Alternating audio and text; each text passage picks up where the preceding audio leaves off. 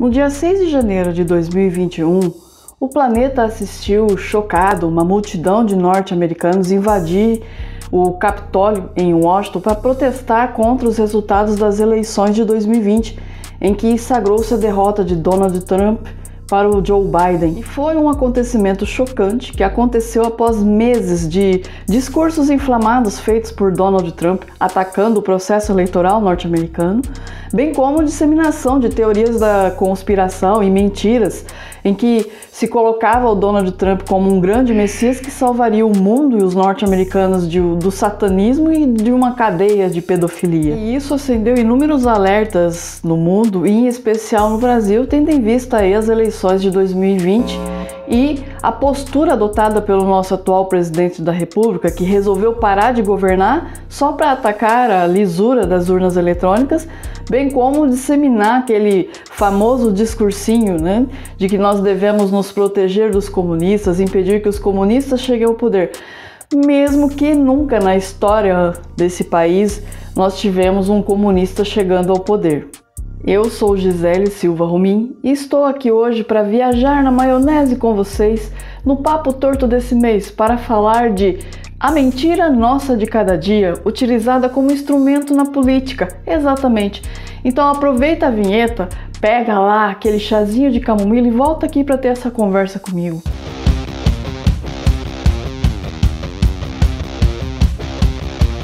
O primeiro ponto que eu gostaria de salientar para vocês é que desde que o homem é homem, desde que o mundo é mundo, os seres humanos se degladiam pelo poder. E em boa parte da nossa história, essas disputas tinham como base a violência. Basta você assistir Game of Thrones ou A Casa do Dragão e você vai entender do que eu estou falando. Então, diferentemente do que acontecia nas democracias, nessas disputas pelo poder, os perdedores ou eram mortos, ou eram presos pelo resto da vida, ou na melhor das hipóteses, exilados. Aí você me pergunta, as democracias são melhores? Olha, muito embora tenhamos um monte de defeito nas democracias, eu ainda acredito que a democracia ela é melhor sim, porque se trata de um processo mais racional e humano para decidir as questões relativas ao poder e quem exercerá esse poder. O que antes era decidido por meio da violência, hoje é decidido por meio do voto, simples assim. Porém, existe um efeito colateral nesse tipo de processo, que é justamente o fato do candidato inventar qualquer coisa para ganhar o voto do eleitor. E os políticos de carreira inventam qualquer coisa para se manter no poder. E numa era de redes sociais, em que as notícias circulam praticamente em tempo real, pior do que aquelas mentirosas promessas de campanha são as mentiras criadas por esses políticos para se manterem no poder ou para obter apoio popular quando querem adotar alguma medida que seja inconstitucional, ilegal ou que atente contra o sistema democrático. Esse foi o motivo do choque provocado pela invasão do Capitólio, porque todos percebemos que nem mesmo a maior democracia do mundo é imune a mentiras, manipulações e a tentativas de golpe de Estado. Aliás, eu nunca pensei que veria isso na minha vida. Os Estados Unidos sofreram uma tentativa de golpe de Estado. Justamente os americanos, que vivem apoiando ditadura golpista pelo planeta todo. Né? Seria o quê? Justiça divina isso? Não sei, hein? E a pergunta que eu, você, todos nós fazemos é inevitável. Se o uso de mentiras para manipular a opinião pública provocou esse estardalhaço naquela que é considerada a maior democracia do mundo, o que aconteceria conosco aqui no Brasil, que há 40 anos atrás estávamos mergulhados numa ditadura que ainda hoje, né, encontra apoiadores na nossa sociedade? Na real, eu não tenho como te dar uma previsão do que pode ou não acontecer com o Brasil após esse processo eleitoral de 2022. Tudo o que eu posso fazer na qualidade de professora é te dar conhecimentos para que você consiga compreender e interpretar a realidade da melhor forma possível e assim tomar as melhores decisões. E é justamente por isso que eu vou te dar alguns exemplos de mentiras usadas como ferramentas políticas no Brasil. E eu já te advirto, no Brasil a mentira não tem perna curta. Eu aposto que você está duvidando, né? Mas vem cá, tem coisa mais mentirosa do que aquela famosa frase na nossa bandeira? A ordem e progresso? Aliás, você quer outra mentira cabeluda que faz parte do senso comum do brasileiro e é cantada pelo Jorge Benjor naquela música Moro num país tropical abençoado por Deus e bonito por natureza. Em fevereiro tem carnaval, sou Flamengo, tenho um violão e tenho uma nega chamada Teresa. E aquela outra mentira que faz parte do senso comum do brasileiro, que se coloca como um povo repleto de compaixão, um povo alegre, né? Um povo pacífico. Você acredita nessas lorotas? Pois é, então lá vem o choque de realidade. Em 2021 saiu uma pesquisa do IBGE atestando que 90% dos brasileiros ganham abaixo de R$ 3.500. Eu não estou dizendo que ganham R$ 3.500, eu estou dizendo que ganham abaixo de R$ 3.500. Ou seja, somente 10% de pessoas desse país têm uma condição de vida adequada. 90% se vira nos 30% para poder sobreviver. Que paraíso tropical, abençoado por Deus e bonito por natureza é esse, onde só 10% consegue usufruir de uma vida adequada? E que país alegre e pacífico é esse que resolve tudo na base da violência e da repressão, que é regra nesse país? E você não acredita? Pesquisa aí no seu Google, né, o massacre de Ipatinga em Minas Gerais e o massacre do Eldorado de Carajás no Pará. São dois eventos recentes da nossa história. Esses dois massacres foram conduzidos pela PM, ou seja, pelo poder público brasileiro. No massacre de Ipatinga, a PM abriu fogo contra trabalhadores da Usiminas que estavam fazendo greves por melhores condições de trabalho. E no massacre de Eldorado de Carajás, a PM abriu fogo contra uma multidão de sem-terras que estavam acampados no local e protestavam, né, pela reforma agrária. Ou seja, tanto o movimento dos grevistas como o movimento dos sem-terras foram tratados como terroristas, quando na verdade só estavam pleiteando melhores condições de vida. Esse assunto é pesado, né? Eu sei, peço desculpas, mas você sabe o que é pesado e no bom sentido? É o seu engajamento a esse episódio, exatamente. Então, se estiver aí nos escutando via podcast, por favor, compartilhe esse episódio nas suas redes sociais, indique aos seus amigos.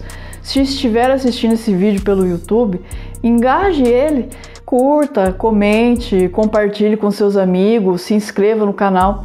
O seu engajamento é de suma importância para que o nosso trabalho cresça, porque assim mostra aos algoritmos dessas plataformas que o conteúdo é relevante e oferece ele para mais pessoas. Esta postura de reprimir e praticamente demonizar movimentos sociais que busquem melhores condições de vida, adotadas pelo poder público brasileiro, por políticos, pela elite econômica que de quebra detém os meios de comunicação, fica muito mais claro quando a gente analisa a história do Brasil, que está recheado de exemplos como esses de Ipatinga e Eldorado de Carajás. Um grande exemplo disso foi a Guerra de Canudos, que na realidade foi um massacre conduzido pelo poder público com um apoio popular, porque a opinião pública foi manipulada para acreditar piamente que um bando de pobres, sem eira nem beira, estavam conspirando para tomar o poder, derrubar a república. E o que essas pessoas tinham feito de errado? Absolutamente nada. Nada além de se reunir, criar um sistema de vida em cooperativa, o que foi considerado extremamente ameaçador para os senhores de terra na época, já que pobre dando certo na vida é ameaçador, não é mesmo? A verdade é que a única ordem e progresso que as nossas instituições se esforçam por manter é a desse abismo social em que 90% de pessoas estão vivendo na pobreza e 10% têm uma condição de vida melhor ou estão entre os mais ricos. Vocês já repararam que as pessoas que propõem projetos políticos ou apresentam reivindicações que visam melhorar as condições de vida desses 90% automaticamente são rotulados do quê? De baderneiros, comunistas, terroristas, desocupados. Pois é, defender melhores condições de vida, melhores condições sociais, econômicas, educacionais, é coisa de terrorista, coisa de comunista nesse país. Aliás,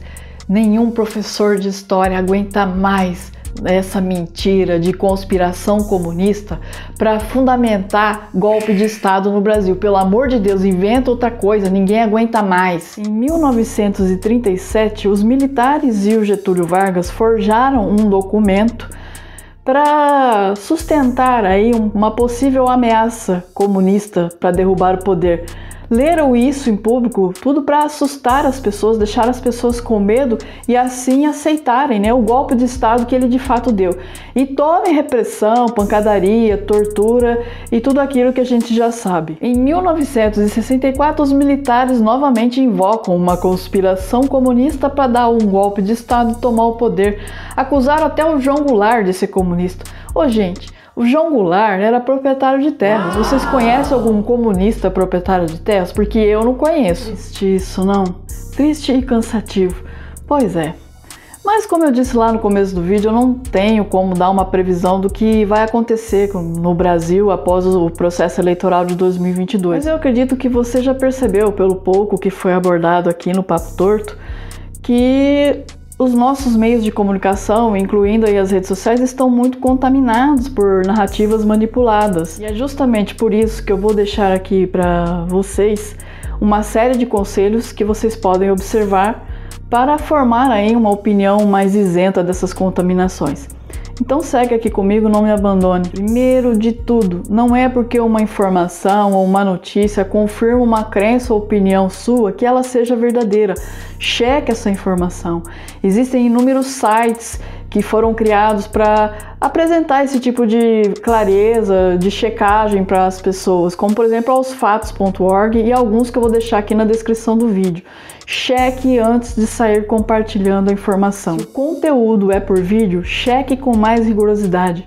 Hoje há inúmeros aplicativos de celular que permitem a edição de vídeos e edição de falas, ou para prejudicar a pessoa que emitiu a fala, ou para sustentar uma opinião não muito correta. E além disso, né, há inúmeros vídeos que circulam aí no WhatsApp em que a pessoa se posta aí como uma autoridade ou um grande profissional, espalhando algumas notícias, dando algumas orientações. Cheque para ver se essa pessoa existe, cheque o currículo dessa pessoa, não acredite logo de cara, não compartilhe isso sem checar. Cuidado com matérias jornalísticas tendenciosas. A imprensa adequada é a imprensa imparcial. Quando um editorial de um jornal, uma revista, bate muito num candidato e fala manso sobre outro, isso é sinal de que esse veículo está tentando manipular os seus leitores. Não caiam nessa armadilha. Lembre-se do exemplo de Canudos. Né?